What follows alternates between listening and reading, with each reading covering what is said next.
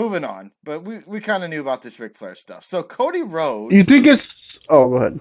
Cody Rhodes hints at a AEW television title, teases he may not face Chris Jericho at AEW Full Gear. Interesting. On Thursday, it was announced Cody would face Chris Jericho for the AEW World title at Full Gear on November 9th. The announcement has some fans questioning television plans as Cody is set to face Sammy Guevara, on October 2nd when AEW premieres on TNT, and Jericho will defend the AEW World title on October 16th.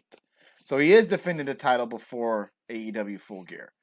It's not going to be nothing. With wins and losses mattering, it would seem as if AEW gave away results of their television matches. There you go, Dave. But Cody is quick to remind fans that the card is subject to change. This is one. Yeah, but it's not going to. Hold on. This is what Cody had to say.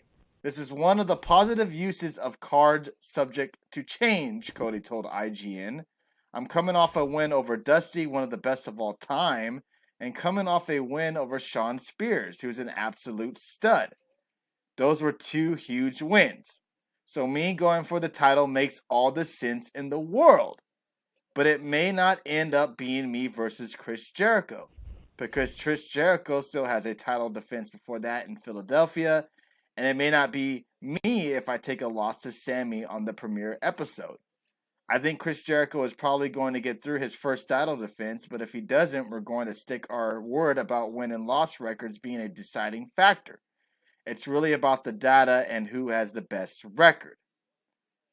Cody is currently 2-0-1 in AEW with wins over Dustin and Spears and a draw with Darby Allin. Chris Jericho is 2-0, defeating Hangman Page and Kenny Omega. Talks about the title being stolen and all that. But what are your thoughts on that, Dave? Do you feel like they would pull any type of swerve or type of change into the match that they already have booked for Full Gear with Cody and Jericho? No, because they're going to be selling tickets off these two big matches. So why would they... Oh, Jericho's defending the title at an AEW show, but he's not going to lose. I mean, he's not going to... They would screw up your entire... That's just like what's going on in WWE right now. Okay, card subject to change. Do we really think it's not going to be Rollins versus... If it does stay The Fiend versus Rollins? I mean, it's not going to be Strowman, probably. You know, it's just like if Rollins defends the title against Baron Corbin next week on Raw. Oh, well, who's going to face... I mean, come on, it makes no sense. We know they're big pay-per-views, and this is their first... Tony, you would probably say Full Gear is their actual first official pay-per-view because you said since they have no television deal, the last one wasn't really counted so much, but this one will count as their first official one as a show. And maybe if there wasn't a show, this would make more sense, but there is a show. There's a weekly product, and Cody's probably going to put himself over. Everyone's complaining about Jericho being champ. Would you like, if they ever did that, to where maybe they announce a pay-per-view title match ahead of time, and then maybe the guy that's going up against the champion loses maybe back-to-back matches, into where they change the challenger? Would you enjoy that, or do you feel like that's just his excuse to use at the moment right now? So what would be a bigger match, though, for him? Would it be Cody Rhodes and Jericho, or would it be Jericho versus Sammy Guevara? Right. I mean, why would you change it? I mean, it makes no sense, unless you're going to say it's going to be Kenny Omega versus Jericho on the TNT show, and Kenny Omega's going to win, and now it's going to throw everything into a shift, and now it's going to be Dean and Kenny for the title, Moxley. Moxley. Motherfucker, I don't care about wins and losses. I just care if a guy loses the previous week and then next week at a title shot. That's stupid. All they have to do is not do stuff like that. Chris should hold on to the belt better, or they will give him a plastic kid's belt as a title. AEW. Yeah, but Chris isn't going to be a full-time wrestler wrestling every single week. Oh, more He's just not. AEW stopped trying and to that way, that and people... Go ahead. You think he's gonna wrestle every week, Chris Jericho? He's gonna be on every Oh show? I no, don't. no, I think he's gonna have other stuff he got to do. nah. He won't be on every And show. so I think he's more of like a part-time wrestler, and you make him the champion just to have him there. Yeah, I just absolutely. don't see them doing it. Thank you for the And bits there, Cody will Jimbo. be there full time, and he's the Booker man, so he's gonna make himself the champ, and then probably gonna start feuds within the elite. This is really shaping up to be kind of like an NWO thing with the elite, where it's like they're basically gonna go win all their matches, or even like a horseman in a way too with them. Okay. You think that they're gonna go that route? It seems like that's what they're doing already. Yes, Kenny and the Bucks both lost, but I don't see Oh, them losing shucky going forward. I ducky. just don't. That scared the crap out of me, Bill, because I was looking up some more rumors to touch on. Thank you, Bill, for the the bits there. Appreciate that. Thank you very much. Gannicus says no, Jericho is part time. Oh, absolutely. I don't think anyone will be on every show based on their comments. Yeah, it seems like they're going to be trying to mix in new guys in every week. Um, Yeah, but you got to have people to draw you in. I mean, Cody, the Bucks, and Omega should be on every show because they're the guys who are going to draw the fans in to watch. right. You're going to tell me that they're gonna go weeks without Cody or the Bucks or Omega on the show. Well, people aren't gonna watch it then. Hold up, I got a couple of more things to touch on before we move Seriously, on. why would I pick AEW over NXT when you're not gonna give me the champ every week or something different than what NXT is giving us? Oh, he says okay, but I mean everyone besides the elite. That's what Marion Watson said. He's saying the elite will Okay. be on the show every week.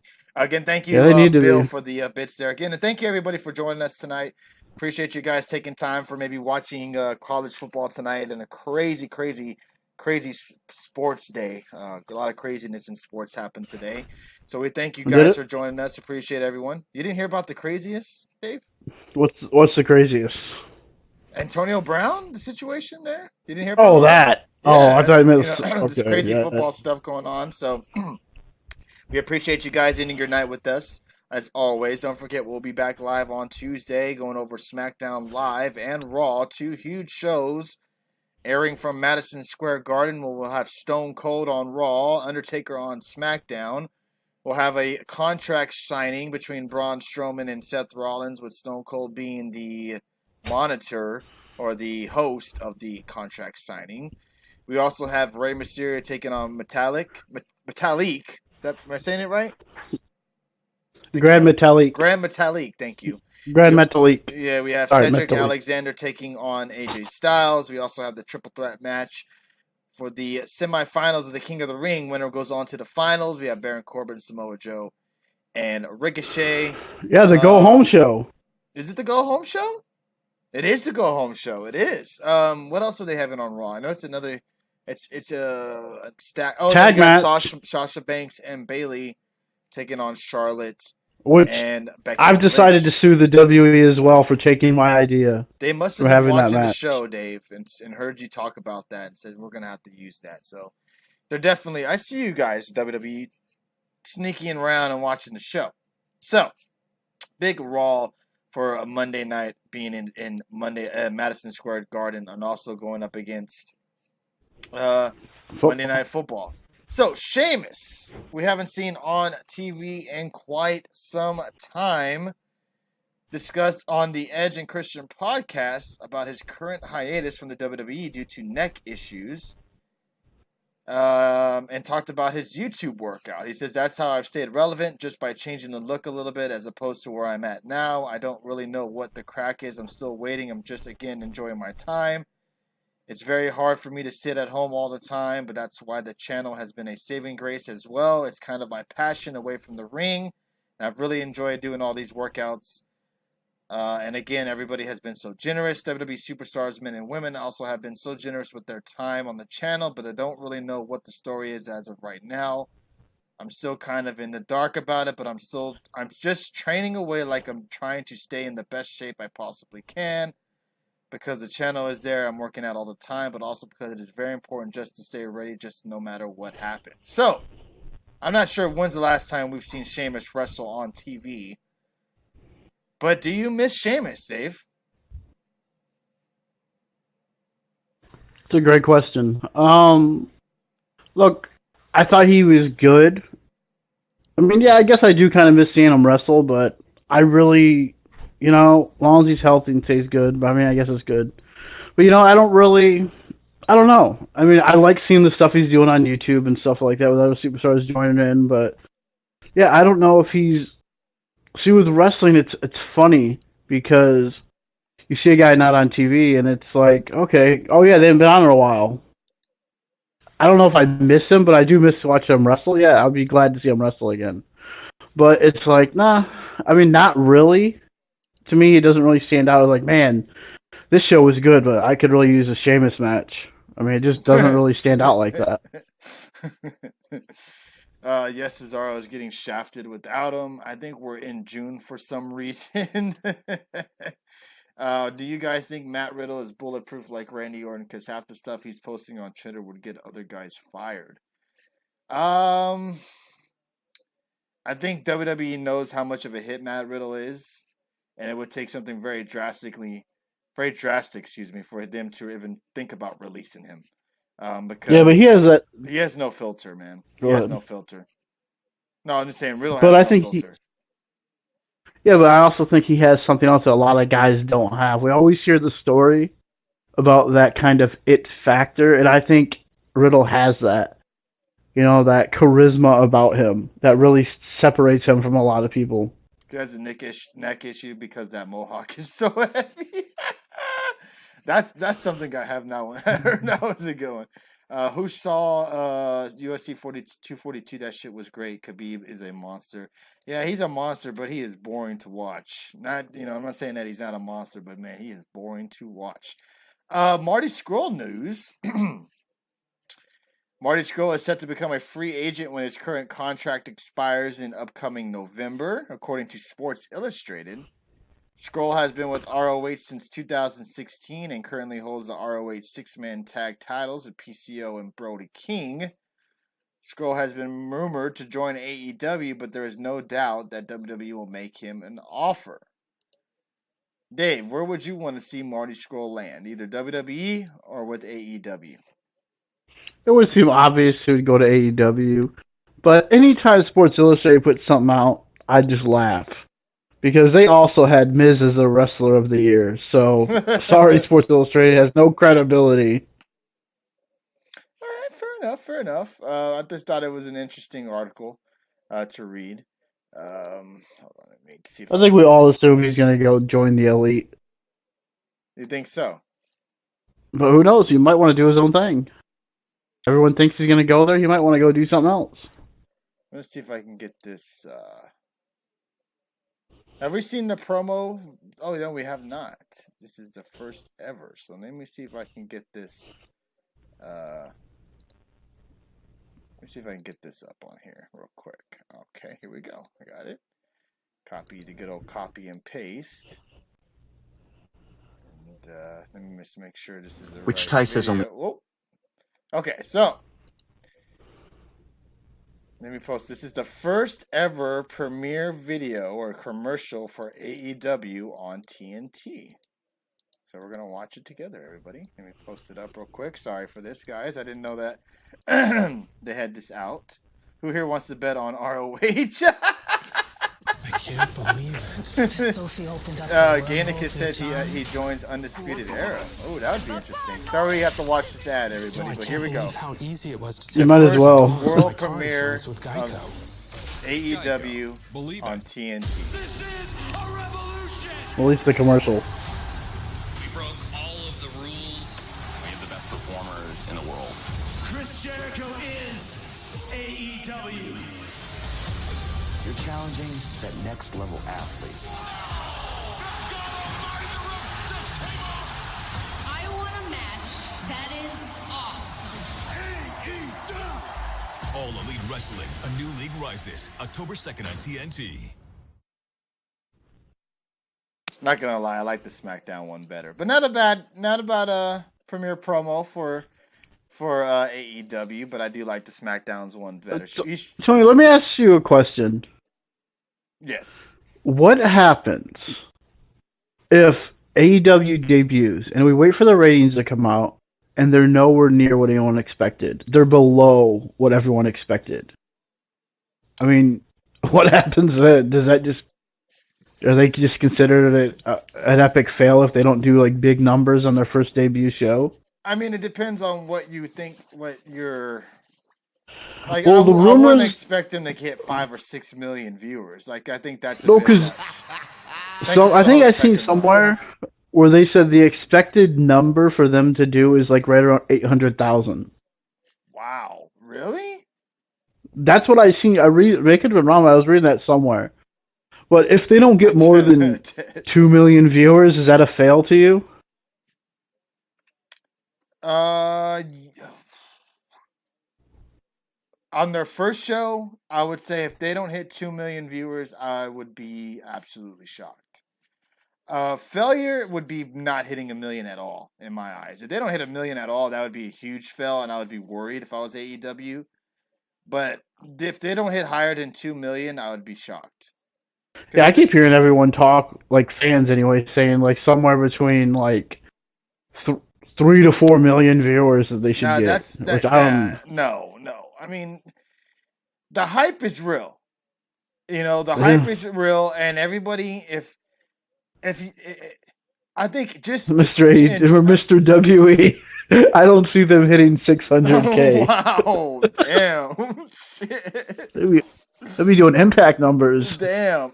See, here's the thing. You have to imagine that first show, everybody's going to tune in. You would have to imagine and think that it's their first ever show. You just want to see how they do. You want to see if there's any surprises. Anybody showing up. That's the thing. Yeah, I mean, okay, let me do a flip side on that question now. What about the WE? What about SmackDown? What is the fail to you if they don't reach? What do they absolutely have to reach on SmackDown on Fox 17, local Fox, for them to be considered a big hit? Thank you, Speeds, for the bits. I heard that UT and LSU game was a dandy. I saw LSU won. Shucks, because I kind of have I don't pull for UT, but it's nice to see them win since I live 30 minutes away from Austin, or an hour. But as long as it's a good game, that's all that matters. Here's the thing: should NXT hit 1 million viewers? Mm-hmm. Should you think they should average 1 million viewers, or should you think they'll hit below 1 million? I think they could hit close. I don't think like 600K would be considered a fail if they hit 600K, because let's look at this like this. NXT fans and AEW fans are basically one and the same, I think. Because they're the same type of fans, the hardcore wrestling fans. So whatever they hit, you gotta think they're gonna be taking away from AEW. Because you're targeting the same type of fans. I think they could come close to hitting 1 million. If not, probably, maybe not maybe their first show, possibly. I doubt it. But I think they could come close to doing pretty good. Like 500, 600K would be considered a win. But what do you think SmackDown's first numbers will be? And what will be considered a fail, or what would be considered a big hit? To me, honestly, with SmackDown on Fox, if I'm Vince, there's no fail in my eyes, because you just got paid so much money. It's okay. But for ratings wise, what do you think is considered a big hit? Like, wow, we did it, and then wow, we should have been better. It's tough to say, man. With today's technology and how things are different nowadays, and then being on a Friday night. I don't expect them to get 5 million, 4 million, 3 million viewers. I would expect them to get better viewers than what they get on SmackDown now. Yeah. But it depends on how good the show is, how good what they're presenting to us. Now, that first show could, set the bar, and then we'll probably go down after that, because they're going to have a lot of people on this first show. because it's an anniversary show. So you're going to get all the returning legends showing up at this show. Right. They're going all I mean, out on the first show. They're doing an anniversary show. We'd probably see Brock. We'll probably see some type of maybe title matches going down. But you would have to admit it'll look like a Raw reunion, that yeah. it's not like SmackDown is on a Monday night or a Tuesday night or a Wednesday night. Yeah. It's on a Friday night. A lot of kids may not want to stay home and watch SmackDown. They may want to go out and do stuff with their friends. Same with guys like us, women like everyone don't want to just go out and stay home on a Friday night when they are off on the weekend. They want to do stuff. So people might hit that record button more than often than they would. WWE is going to have to suck you in and make you be like it's a must-watch live show that you cannot miss, that you have to sit down and watch live. You cannot be spoiled by something on Twitter that you accidentally see, Yeah, the bonus they have right now is they're going to be on broadcast television, and that's the big draw. You don't need cable to watch SmackDown. Right. Big hit would be over 5 million. Expect between 3 to 4 for the first show, says Speeds. I agree. I think 3 to 4 is probably a reasonable guess on what they would hit on the first show. Yeah, anything they hit over anything over 2 million or at least to 3 million plus is a big win. If they get 4 million, that's a huge win. I mean, when's the last time you had that type of audience? A 4 or even a 5 million viewers for a wrestling show. That's what it would be like, wow. Then they're going to be like next week, SmackDown dips it dramatically from the first week. And we'll know fucking shit. Yeah, Dave Meltzer. Yeah, Dave Meltzer here saying that the Lucha Brothers, and the Young Bucks was the best ever tag team ladder match ever. Fucking Dave Meltzer, man. He's at it again, everyone. For the first month, they will be competing with MLB playoffs, right? Yes, that is correct. I also heard they're gonna be preempted. I'm not sure if they're gonna move to FS1 or what they're gonna do, but they're not gonna be on the second or third week. They're gonna be pushed off. That's true. So keep that in mind as well, everybody. There's a show I watch on FX called Snowfall. It gets around 1 million ratings, but it comes on at 10. Yeah, it's going to be... Look, SmackDown is on a rough night, I don't... Yeah, yes, you did really say that, Speeds. Yes. Dave broke it to me before we came on the show that Meltzer came out saying that the Lucha Bros and the Young Bucks was the best ever ladder match he's ever seen. Better than the Hardys TLC matches with Edge and the Dudleys and